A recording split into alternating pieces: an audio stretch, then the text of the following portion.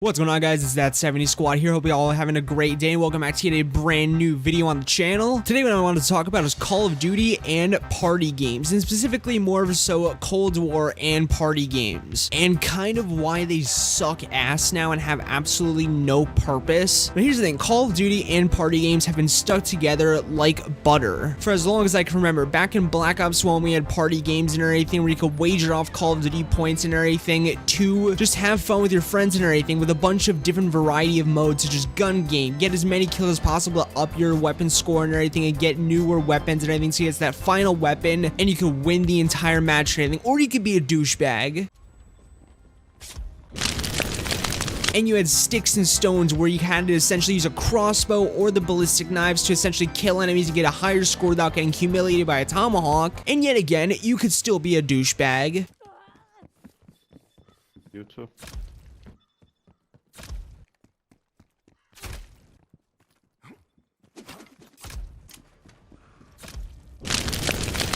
You fucking pussy. Yay! Let's go. Sitting there peeking around a fucking door. I was sorry. Or one in the chamber where you can essentially just shoot one bullet or anything. If you miss that bullet or anything against your friend Tommy, you're fucked. And yet again, you can always still be a douchebag.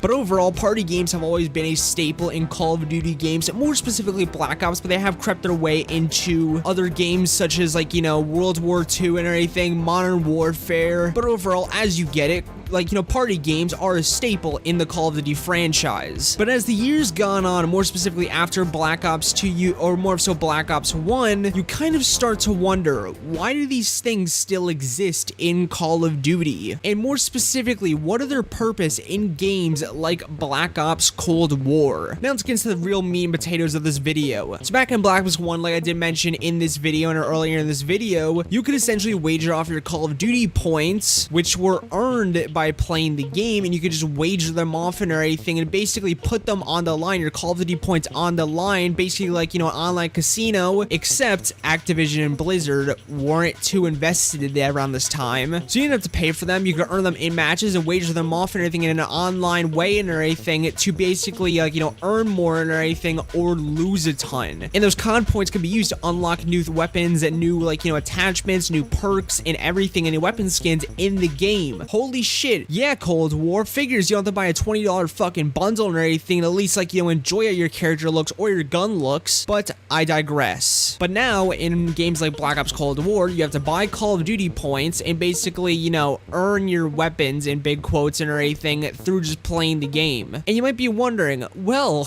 that 70 squad, you know, you could just play the game and everything in the party modes. You don't need to earn Call of Duty points. You don't have to earn anything or progress in the game by playing party games. You can just play them. And I mean, yeah, that's really, really fun. I would love to play party games and everything, except that's really, really fun and more so just really a good time without eyes or ears. And also arms and everything. So it is specifically confirmed that Helen Keller would in fact enjoy Call of Duty Black Ops Cold War. Now with all that humor out of the way and everything, like I said, Black Ops Cold War and many Call of Duty, you know, games today and everything don't really give you a reason to play party games besides just to play them. If the game isn't fun to play, such as Black Ops Cold War, then it's kind of just like, you know, like, what the fuck do I do with these party games? Now, trust me, I never want party games to leave Call of Duty. They are a true staple. Like I said, I've been through Call of Duty games constantly now and now again. And they are truly a fun experience and everything to get away from the campy pieces of shit that, like, you know, online multiplayer can be. And they are truly a fun way to spend time with your friends and everything, or make new ones and just straight up have a good time. But besides those points, there are really no purposes to being, like, you know, playing, like, you know, party games. Now, I do want Sledgehammer, Activision, Treyarch, Infinity War, and, like, you know, all the other studios behind Call of Duty hear what I'm saying. I am not saying party games should leave Call of Duty. I am more so saying you should give us more of a reason to play said party games. And if you're gonna charge us $20 to $100, what the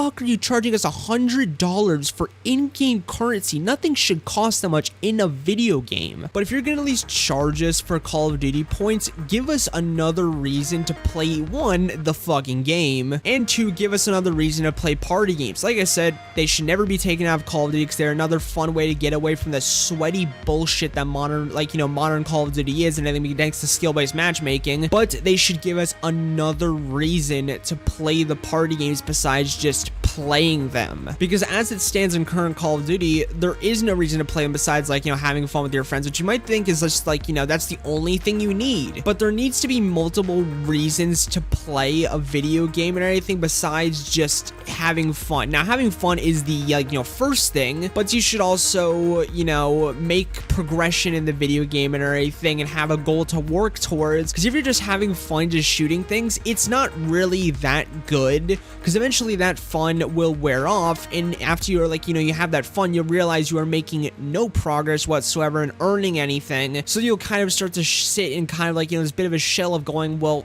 what am I doing here? What am I doing? And that's why I do believe in future Call of Duty games with party games, and in Cold War, if Treyarch wants to get up off their fucking ass, and Activision maybe wants to put a few more dollars into Cold War, like that one, but obviously Activision is off battling bigger ventures now. But at the end of the day, like I said, party games should never leave Call of Duty, but we should be given a reason to play them besides having fun, so you can progress in the game and unlock some cool things. Maybe they can invent another currency system that they won't charge us for 5 years to 10 years down the line, and can make the game fun again and the game modes fun again, because like I said, they are already fun as they stand, but they should give us another thing to work towards in the game and everything, and another goal to work towards in the game, and like I said, maybe a whole new form, which in my opinion would be great and everything. I would love to go back to the original Black Ops system where we could just earn to unlock stuff and everything, because that system was truly fun, and I can never understand why we went away from that system. I mean, Black Ops 2 was really good and everything in the sense of just unlocking stuff and everything, because it was also just a good game in fucking general. But at the end of the day, I do feel with Call of Duty points and everything, they're them being used to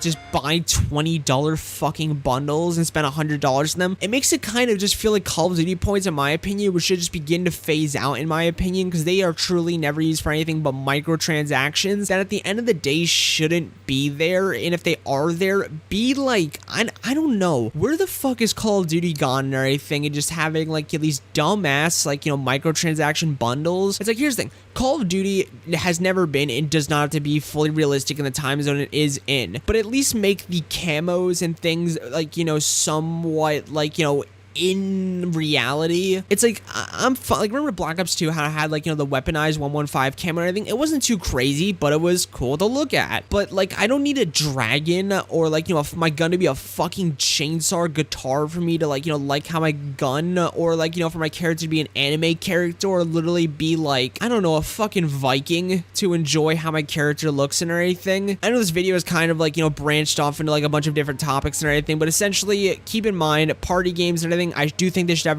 something to work towards in the game to further progression in the game, and that feeling of you're doing something. And also, like I said, Call of Duty points and everything, in my opinion, should start to phase out and everything, because in my opinion, they're used for is bundles and everything. They practically ruin progression in the game, because it's just there's just so much you can just buy instead of just earn in the game and everything. The only thing you'd earn in the game is fucking your guns and everything, not even in a fun way, just play the game. But yet again, Cold War is not really that fucking fun for a bunch of aspects, and it's all just a mess at the end of the day and everything that I do feel like could fix up with a couple of minutes of fucking effort and some dollars thrown in the game's direction. But can I see Activision or Treyarch doing that and everything, or more of Activision doing that?